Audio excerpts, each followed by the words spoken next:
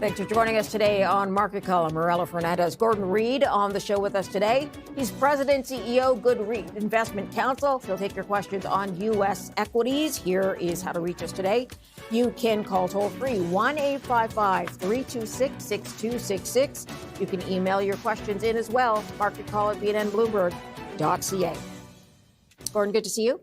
Good to see you, Morella. Let's talk about the North American markets rebounding a bit today after taking some deeper losses last week. Right. What do you think happened last week?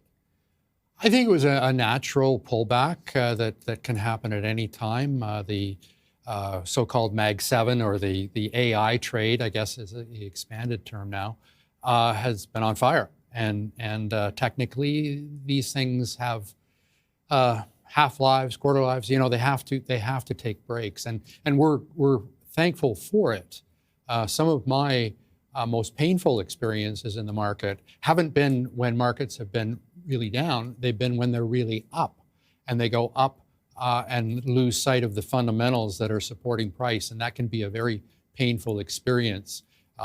Those of us who are old enough to remember the turn of the century with the dot-com bubble being built know all too well that getting back to proper pricing connected to fundamentals can be a painful experience. I think last week was an experience that just hit the pause button, and I think it was great. The AI trade is intact, but let's not get carried away. What's your take then on the status of valuations? I'm not as worried as I think some commentators are. When I look back historically, I see, going back to the dot-com bubble, for example, I can remember Cisco Systems trading at close to 100 times earnings. We've got stocks like NVIDIA, which have much stronger fundamentals today than Cisco did back in its day, and it's trading in the high 20s price to earnings multiple. And many, many good companies are trading maybe at a slight premium to the market, maybe a slight premium to historical valuations, but they've got support for it. They have fundamentals, whether it's revenue growth, cash flow or earnings growth that are multiples, many times greater than what we are used to seeing. And that's an exciting thing. Except it's also the same thing that makes us pause, right? Because we haven't seen it before. Right. So are there some that are overvalued that you are staying away from? Sure. Yeah, there's always companies in spaces that are really trading on hope, you know, and or have gotten so far ahead of themselves on exuberance that really at Goodreid we don't want to be involved. You know, a stock like Palantir, for example, wonderful company, growing at multiples. Like you hear their quarterly conference calls, and incredibly impressive, but they're trading at 80 and 90 times revenues, not earnings, but revenues.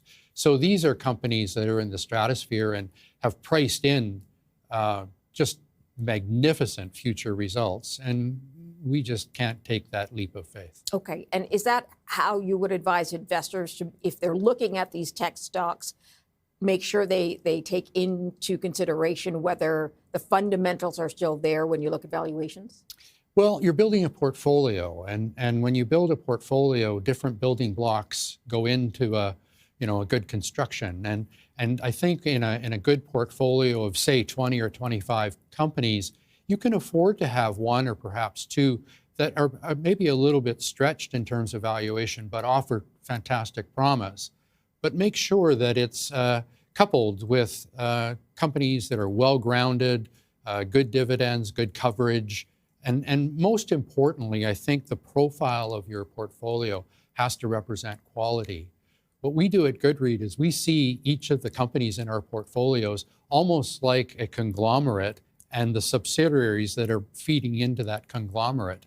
So when we do a consolidated analysis of our portfolio, what we want to see is our companies that are growing faster than the market and trading at a lower price than the market. Okay, we're going to take a quick break. We will line up our first phone calls for Gordon Reid, Goodreid Investment Counsel, taking your questions today on U.S. equities. Here's how to reach us.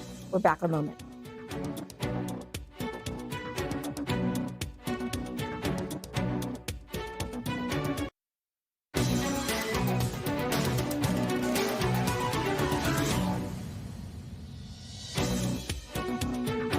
Welcome back to Market Call. Gordon Reid with us today. We'll start with your email from Jordan. What does Mr. Reid think about Abercrombie? I've been holding on, but I fear I may have to take the loss and sell. Tell me about Abercrombie. They're a retailer primarily focused on teen fashion. Popular. Very popular, and they fulfill a really good role in that space.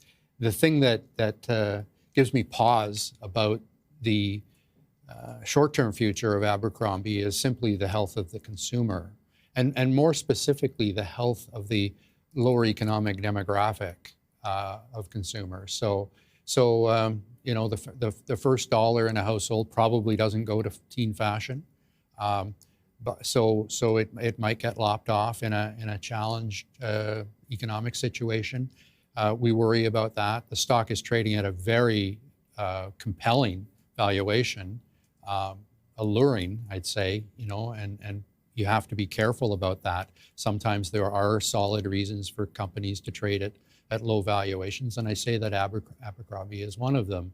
The fashion industry is notorious for missteps. It's hard to get fashion right, and when you get it wrong, you end up with racks full of clothing that you just can't sell, and that has hurt many companies, good and bad. So we would pass on Abercrombie at this point.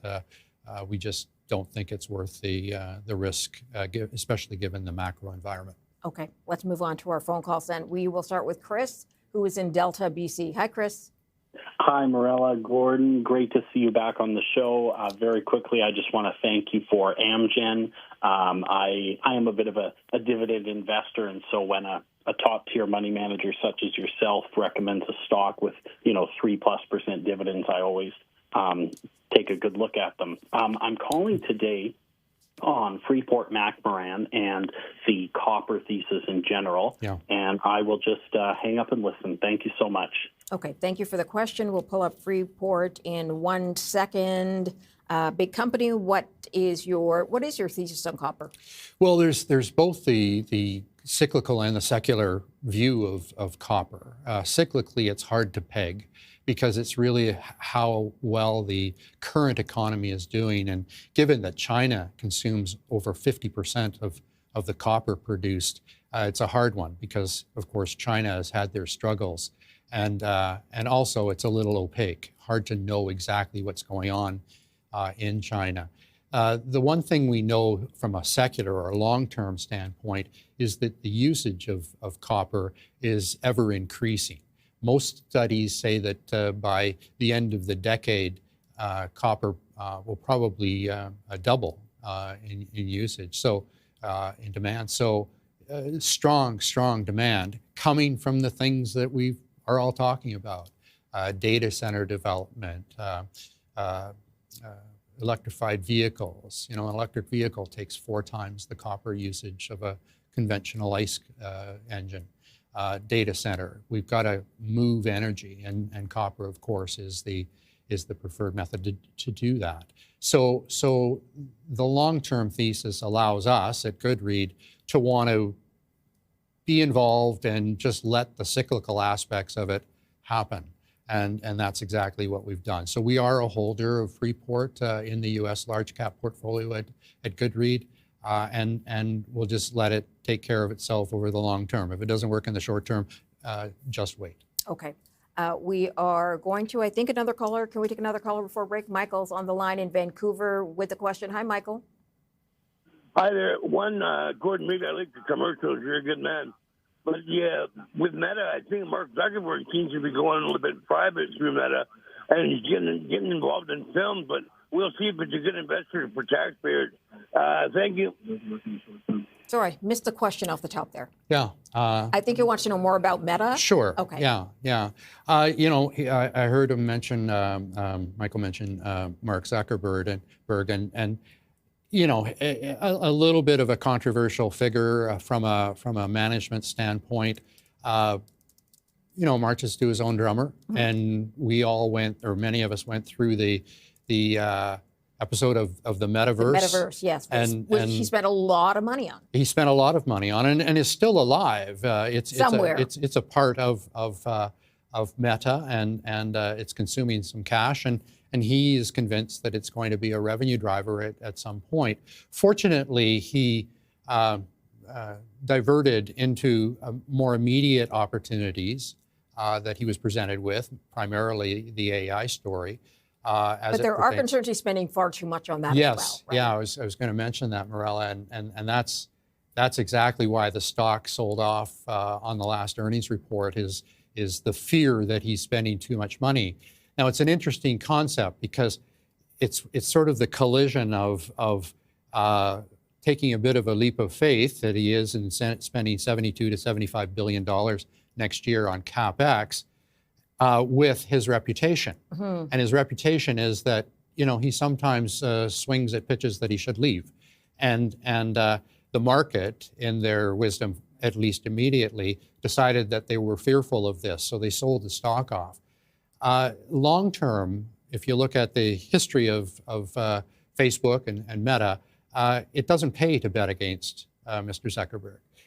He has had a highly successful career, obviously, and has driven stock prices to the benefit of investors at a very high clip. So we think that it's a good opportunity. We own Meta in our portfolios. When it sold off, I actually went and looked at our weightings to see whether I could squeeze a little bit more in on a partial buy to add to our positions. Chose not to do that because I didn't want to increase the risk in the portfolio given our current holdings, but still think that if somebody out there isn't a holder of Meta at 20 or 21 times earnings, so sub-market multiple, this is a really good opportunity to get involved.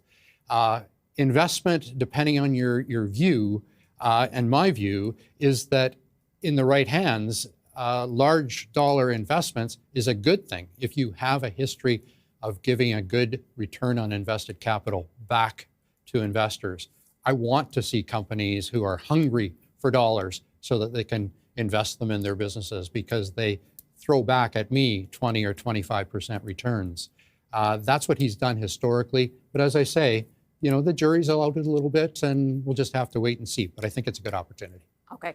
We're going to leave it there. We will be back with Gordon Reid to answer your questions today on U.S. equities. Here's how to reach us. Stay tuned.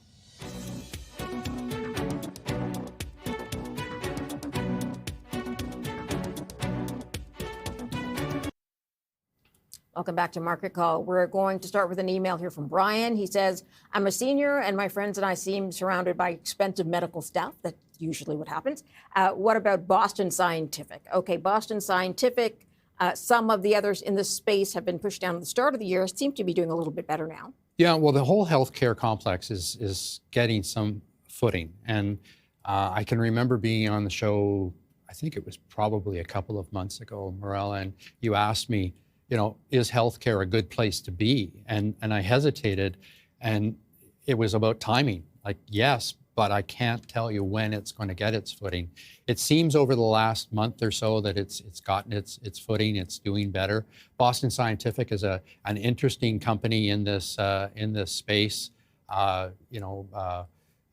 Basically, it does medical equipment, med-surg, instrumentation. It's a fairly expensive company. It trades just shy of 30 times earnings, but it's growing very well. It's growing probably in the mid-teens percentage on a annual basis.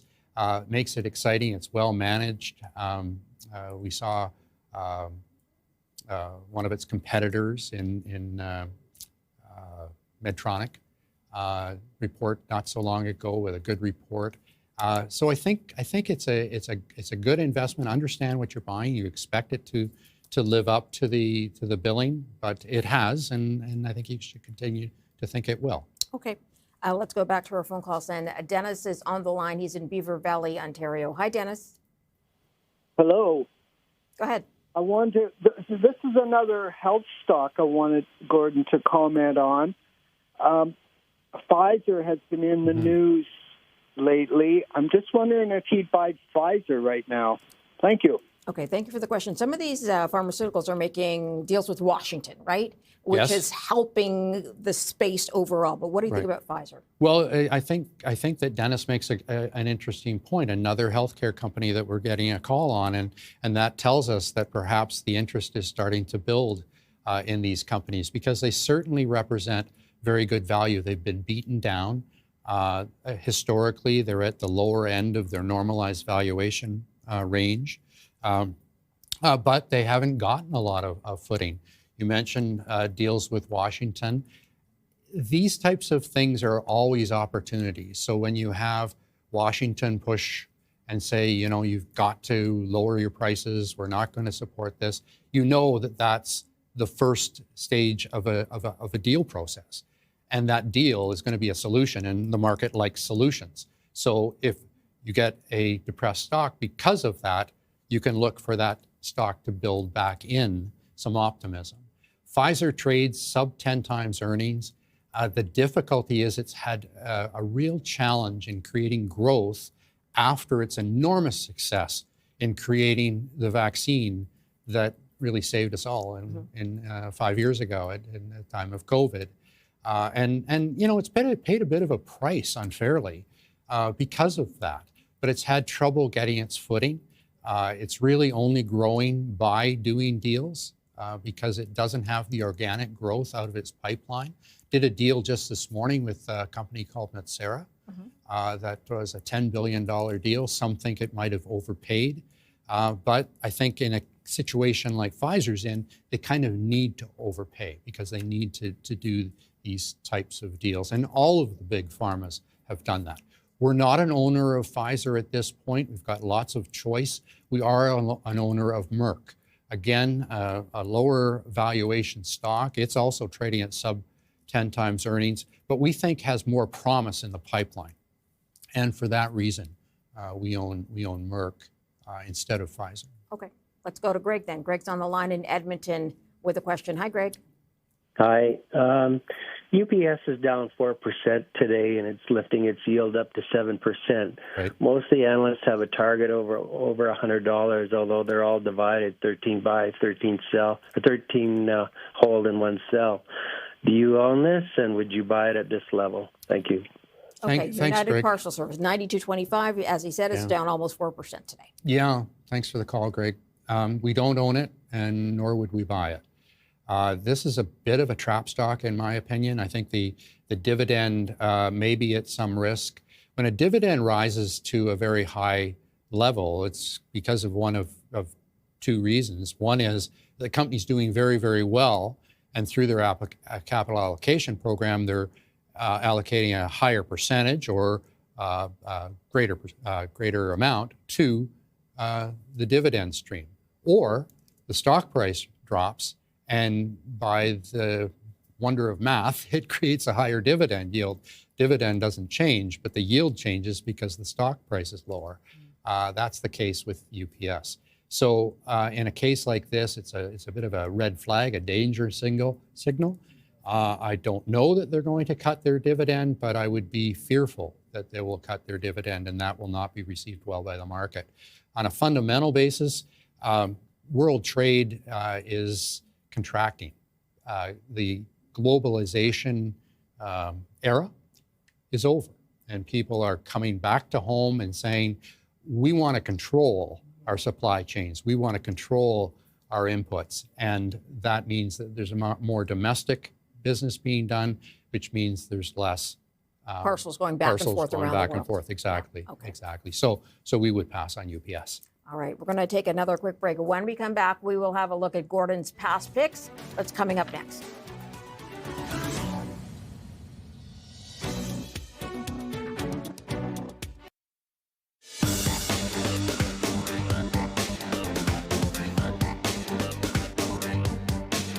Welcome back. Time now to go through Gordon Reid's past picks from November 19th, 2024, so just over a year ago.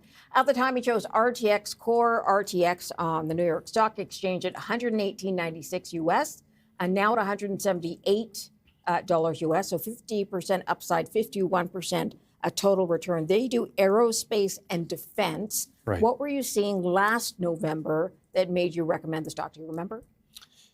Well, we've owned it for some time, and we love the combination of the old UTX, United Technologies, which was a commercial aerospace operation, with the defense side, because the defense side, from a money standpoint, much more stable, much less cyclically influenced, because defense budgets come down good or bad times, and the variability is fairly low.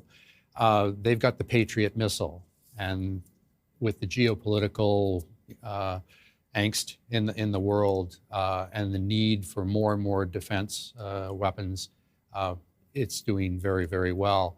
On the commercial aerospace side, Pratt & Whitney, Collins Aerospace, Goodrich, all part of the UTX family. And new plane, if you look at Boeing, so go up the food scale and look at Boeing and see the production schedules for Boeing, and you'll find that they're producing more and more new aircraft. They're doing it because airlines want fuel-efficient airplanes, because the variability against their profit metrics is huge. Yes. So they can save high single digits just by flying a more fuel-efficient airplane than one that is not. And that's a huge deal for airlines. So they're looking for newer and newer stock. That feeds right back into UTX. So going back to your original question, Morella, we saw all of this happening, but we've been seeing it not just for a year, but for 5 or 6 years, and have been an owner of the UTX family over that period. Okay, let's get to your second pass pick, Bluebird, BLBD on the NASDAQ. At the time, it was 37.66 US, now to 49.82, a 35% upside, 35% total return upside. And again, it's been just under a year. Right. They do school buses. They do, but they do school buses that use alternate energy sources. So their best, the headline for Bluebird is electrified vehicles, electrified school buses. In fact, only about 11% of their production is the electric bus. The bigger story, and one that doesn't get as much press, is that they also produce buses that are propane fueled. And propane, of course, burns much cleaner. We're sending our kids to school in these buses every day.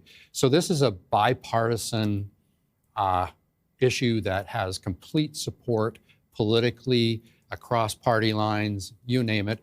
Nobody wants to send their children to school and have them breathing in fumes from a very dirty, very dirty engine off a school bus.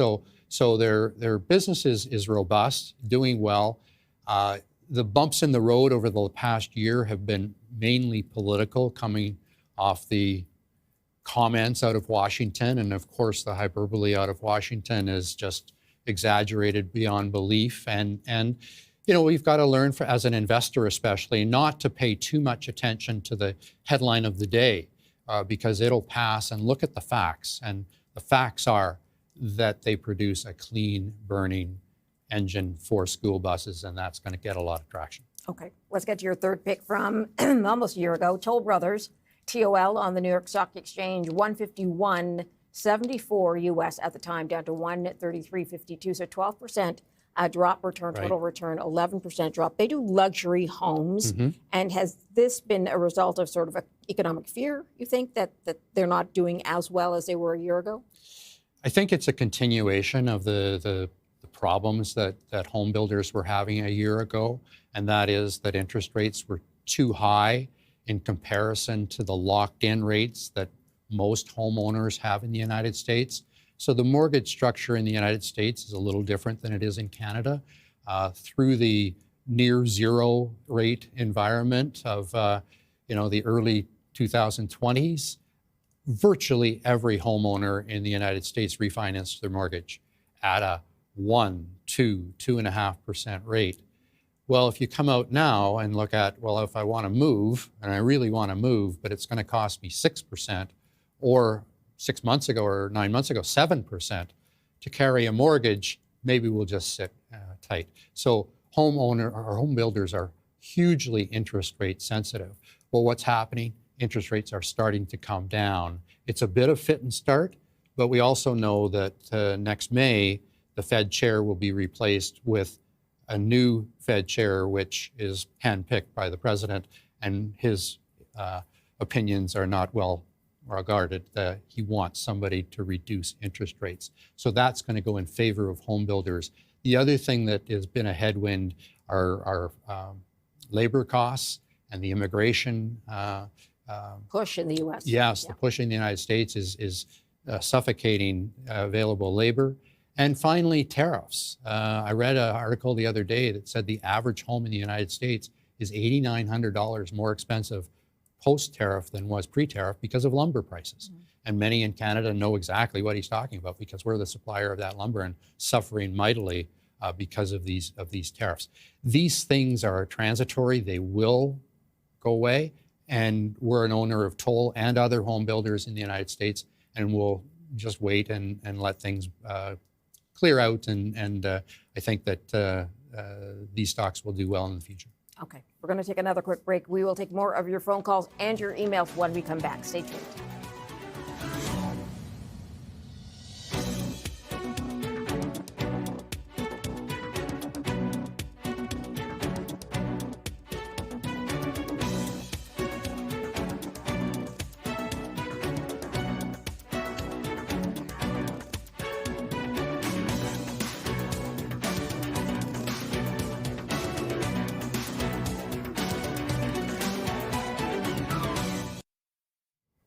Welcome back. Let's go straight to Josh on the line in Vancouver with a question today. Hi, Josh. Hi there. It's Josh from Vancouver. Can I have your opinion on Taiwan Semiconductor? Do you recommend it? Would you buy at this point for a longer term? Thank you. Okay, we'll have a look at where Taiwan Semi stands today as we turn to Gordon about Taiwan Semiconductor. Yeah, a very, very good producer from a foundry standpoint, the leader in the area. They produce about 38% of the semis out there. And just by contrast, we all know of Intel, they're at about 8%. Okay. So Taiwan is definitely the leader in this area. Josh, in his question, asked about the long term. And, you know, you have to be very, very careful with semiconductors and anything that's highly cyclical. And in the market, nothing gets more cyclical than the semi space, because what happens is that the demand for a period of time is insatiable. We see it now, and companies are ordering as much as they can get. In fact, they're probably over-ordering against their book because they just want to make sure that they don't run short. And then, of course, it flips, and the demand starts to dry up. Companies have way too much supply in the inventories, and the inventory channel gets completely stuffed up. And it takes a long time to work that off, because not only has the demand got to reemerge, but you've got to use up all of that supply in the inventory channel. And that's why semiconductors have, over the long term, been notoriously cyclical, hard to call. So as a long-term hold, no. This is a timing issue. You want to be in and out of these companies when it's right. And we don't own Taiwan at this point. And I'm not saying that you shouldn't own it as a piece of your portfolio, but be nimble. And I would extend that to a lot of the other semis. And the indicator, I think, is when people say, oh, this time is different, and data center development is going to go on forever. It won't.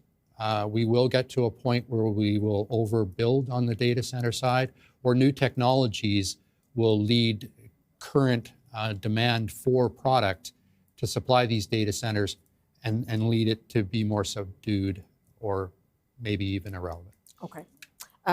Josh, I hope that helps you out. Let's go to Joseph on the line in Montreal with a question. Hi, Joseph. Good day. Thanks for taking my call. Gordon, I want to hear what you have to say about MercadoLibre. I know this is one you've liked in the past. Yeah. The share price has come under some pressure. I believe there was a credit review by Moody's or something like that a few days ago, which put some downward pressure on the price.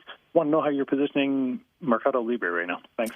Okay, thanks for the question. Explain what they do a little bit. Well, they're not sort everybody of the, knows, right? They're sort of the Amazon retail, retail answer to Amazon in South America. They're headquartered in Uruguay. They do tons of business in Argentina and Chile and Brazil. and they're a very, very dynamic company. Very exciting. Trade at high valuations, but listen, it's supported. They have produced in terms of growth of revenue, the rate of growth of revenue, rate of growth of earnings and cash flow. We don't own it. I have spoken about it in the past. It's a company I continue to watch and like, but I'm hesitant. I'm watching. Part of this credit review is kind of down the avenue that I've been looking. I've had some experience in the past with companies in foreign jurisdictions that report in US dollars being subject to foreign exchange translation issues, and there's no more volatile a currency than some of those in the countries I just mentioned.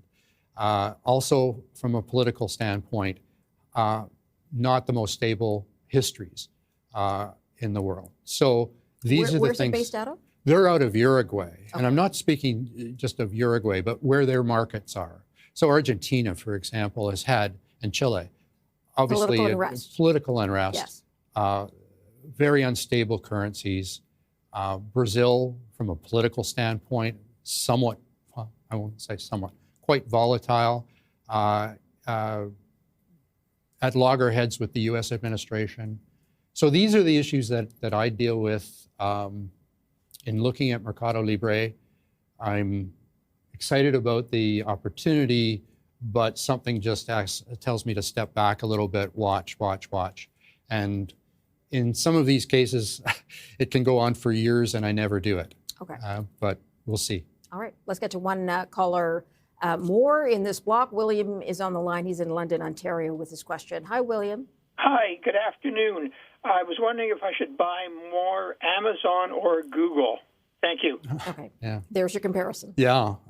Well, unfortunately, William, I can't answer your question because I don't have your portfolio in front of me, and I would need that to look at the composition of your portfolio and the percentages, and also talk to you about your risk profile and your personal circumstances, where you are in life, and what your investment personality looks like. I will comment about the companies specifically, both very exciting companies, both involved in AI, of course. Amazon is a little bit more of a hybrid because it, of course, has the e-commerce side to it. And if you think about Amazon, it's kind of a three-leg stool. It's got the e-commerce, it's got cloud, and it's got its AI offering, all growing very well. AWS, Amazon Web Services, controls about 30% of the cloud business in the world. By comparison, Azure, which is owned by Microsoft, has about 20%, and Google cloud business has about 10%. So we very much like Amazon, and it's in our large cap portfolio, not trading at a stretched multiple, just barely creeping into the 30s in terms of price to earnings, but its growth metrics are very exciting. Google, I spoke about the last time I was on the show, pointing out that it was trading at a market multiple or less. It's up about 10% since I was on the show a month ago. And I think that in part, it came from people recognizing that it just was far too cheap. In the middle came an earnings report, which was very well received. But my point was that it's just too good a company to be trading at that level. I still like it very much here, trading in the mid-20s multiple. Again, going back historically, these are not bubble type multiples when you overlay the growth metrics of these companies. So I think there's lots of legs in both of these companies. Okay, we are going to take another quick break. Back with your phone calls in just a moment. Stay tuned.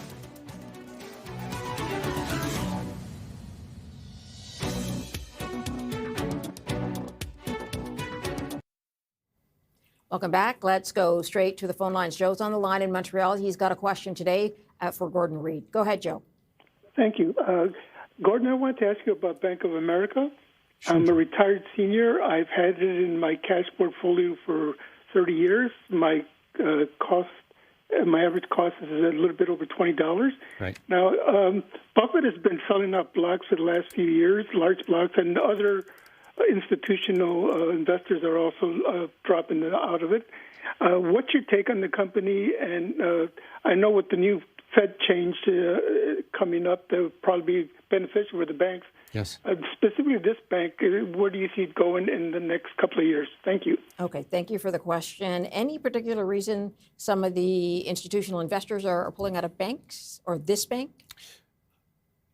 I don't know individually why they're doing it. I know that Berkshire is raising cash. They've sold about a third of their equity holdings, so they have over $300 billion in cash.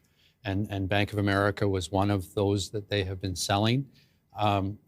We very much like the money center banks and own Bank of America in our U.S. large cap portfolio.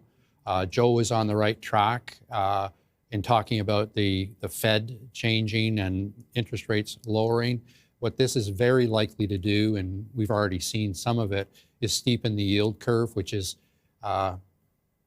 very conducive to banks making money the good old-fashioned way, and that is, borrowing short and lending long, and at the spread.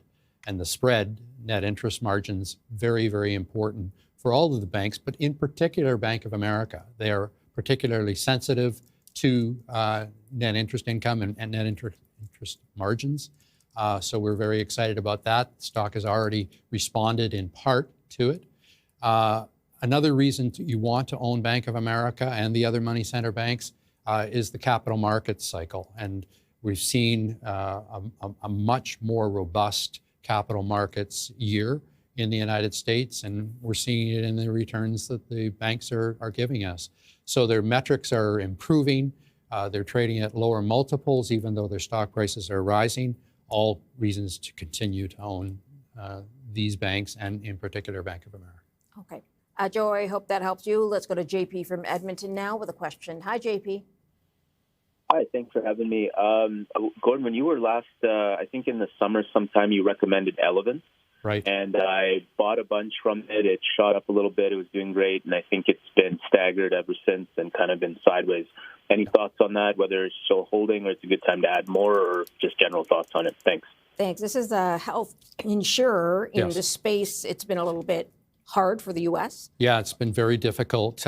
Just a quick overview of why the industry has been suffering off COVID. Medical or health benefit ratios have been buffeted. They were very, very good during COVID because people put off medical procedures. They didn't use their insurance.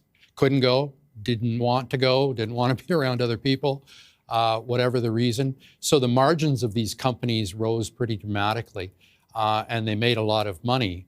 But what happens is that the next year's rates are set based on the previous year's experience through government programs, whether it's Medicaid, Medicare, or so on. And it got tighter. They didn't get the increases they wanted. And then all of a sudden, we all did the same thing at the same time for the same reason. That is, we stopped putting things off. We went and got these procedures done. We utilized our health insurance, and the margins of these companies dropped pretty dramatically. They're all the same. Right now, I think that Elevance and some of the others are creating a bottom on their stock. I don't think that it's over, but it's ending. And these companies are trading at very, very cheap multiples. A lot of people go to the biggest, and that's United Health. When we do peer group analysis, we think far and away Elevance is a better choice from a stock standpoint than United Health. All you have to do is go to the price to earnings multiple. United Health trading almost 2 times as expensive as Elevance. Elevance is trading virtually as cheap as it ever has. It's down substantially from its highs. Yeah. So as a cyclical process, at some stage, when it bottoms, it's going to have a nice run.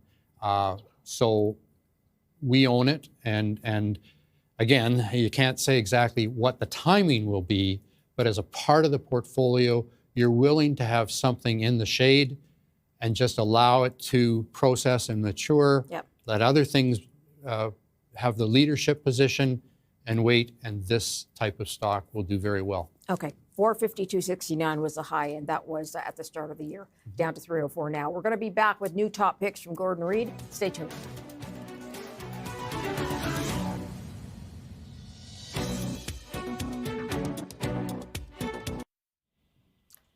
Join us tomorrow for Market Call. Bruce Murray will be on the show.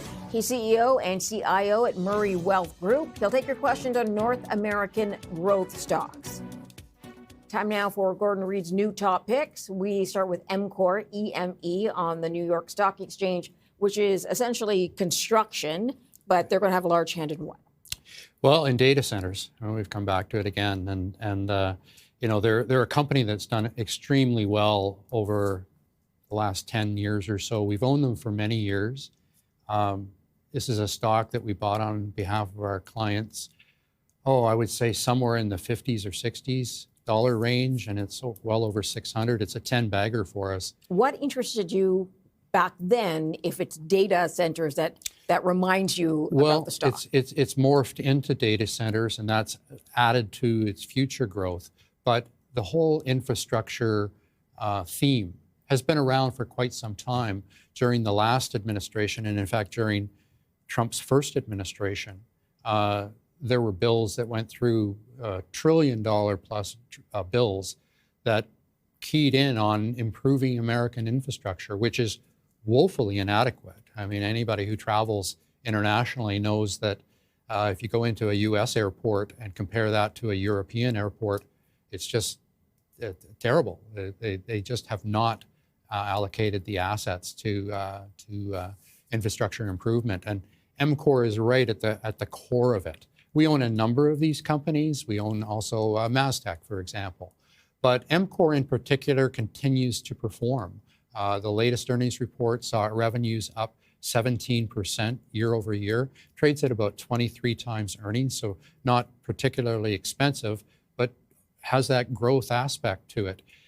They've outperformed consensus 18 of the last 19 quarters. So they perform. They really excel. So we think it's a company that's going to continue to do well into the future. And as part of our portfolio, our U.S. small cap portfolio, we're owners. Okay, good to know. Let's get to your next pick. Alphabet, Google, GOOGL on the NASDAQ.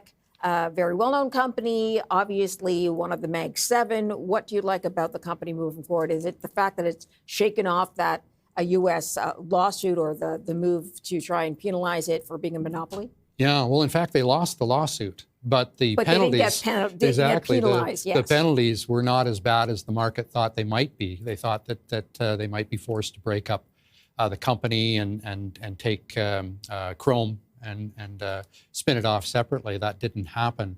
You know, they've dominated search, so they have somewhere in the low 90% control of search. And the fear of the market at some point was that, well, that's going to go down. And yes, it is. With AI, other people are going to come in and claw away some of that search space. But I think my argument has always been, and it goes back on this show some years, is that this is a bigger pie story. And regular viewers will remember me using that phrase, that they will lose percentage share, but it's a much, much bigger pie. And really all you're looking to do is gain as much revenue off that pie as possible. And that's what they're able to do. So they're going to be a participant, a big participant in artificial intelligence and Gen AI, and they're going to benefit from that. But they've got other irons in the fire. YouTube is by far the largest streaming service in the world. It beats Netflix hands down. They've got over 2 billion monthly active users, which is a third of the population on Earth. So there's that. There's Waymo, which is their autonomous vehicle enterprise. So lots of things going on at Google, all supported by the fact that, as we mentioned earlier in the show, they're not trading at a very difficult earnings valuation. trading at about 25 times earnings. So we're an owner and would encourage people who don't own it to look at it. Okay, let's get to your last pick. Uber on the New York Stock Exchange. You've got about a minute here. Okay. A very well-known company, of course, has that platform that makes it easy to pick up a ride wherever you are. A lot of expansion here. Is that what you're thinking for the company? Tons of expansion. And because we're short of time, I just encourage people to go to our website, goodreid.com, go to Insights section and look at blogs. There's a blog on Uber that we'll talk about more than I can talk about in the next 45 seconds. So just in summary, trading again at about 25 times earnings, growing well. It traded off on the last earnings report because people looked at the fourth quarter guide as soft. Well, that softness represented an estimation that they were going to grow gross bookings at 17% year over year, and they were going to grow earnings before interest, taxes, amortization, and depreciation by 31% year over year. That doesn't sound soft to me, but the market has high expectations. Take the opportunity, buy it at these levels. In our opinion, it's a part of our U.S. large cap portfolio. Okay, Gordon Reid, thank you, sir, for coming in. Appreciate your time as always. Thanks, Morella. And thank you for watching Market Call today. We'll see you here again tomorrow.